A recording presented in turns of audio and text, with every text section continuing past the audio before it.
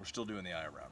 I brined it overnight. The brine is a solution of 1 cup salt and a half cup of sugar for every gallon of water. I put in about half the water that I needed into a big stock pot, let it slowly dissolve on a low heat, added the rest of the water as ice to cool it down, then drop the meat in, brine it for a full 24 hours in the fridge, then set it in the fridge, open, so it can kind of dry out.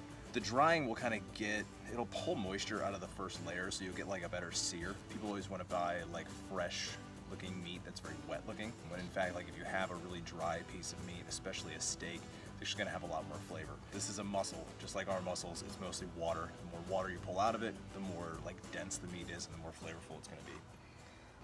I don't have a fancy smoker, I'm just using a Weber grill. These Webers, they're not super expensive. I got kind of a nice one with this side table, but I think you can get just a regular kettle for like under $100 and they last for a long time. I got some apple wood chips that have been soaking for about a half an hour. I got the coals set up on either side of this thing and nothing down the middle. So my meat is gonna go down the middle so that I have a nice indirect heat. Heat's gonna come up, hit the top, and go around. It's not directly on the meat. Ideally, I'd probably have some kind of pan, like a foil brownie tin underneath here. Then my nifty little grill grate here lifts up so I don't have to actually pick it up. And I'm gonna put a bunch of wood right on these coals. I'm gonna really let this get hot and ignite the wood. I got the bottom grate open, so I got a lot of heat coming up, and then the top grate I'm gonna close to trap that smoke flavor in. I wanna try and keep this, like I said, at your oven temperature about 215. I wanna keep it below 250. The grill is harder to control. You can do okay, you just have to pay attention to it. That's about it. Check back in when it's done. All right, so eye round's been in here about 2 hours. It's temp at about 130. Normally when I cook stuff for meal prep, I pull it out way earlier, like 125 at least, because I don't want to reheat it, so I want it a little bit raw. But for today, 130 is good. It should finish around 140 or 145 for like a nice rare, medium rare.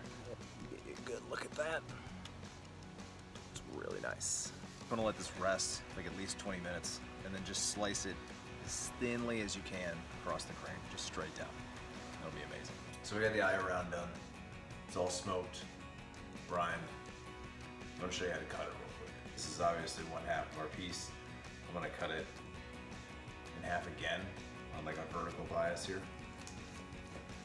Just so it's a little easier to slice down.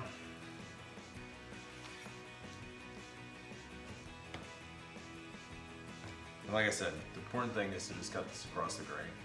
On this one, it's easy. The lines are very obvious, and you always want to cut perpendicular to the lines you see on meat.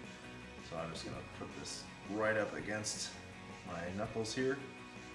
I'm just gonna try and get as thin a slice as I possibly can with my knife here. If it's thinner, it'll be a little bit more tender.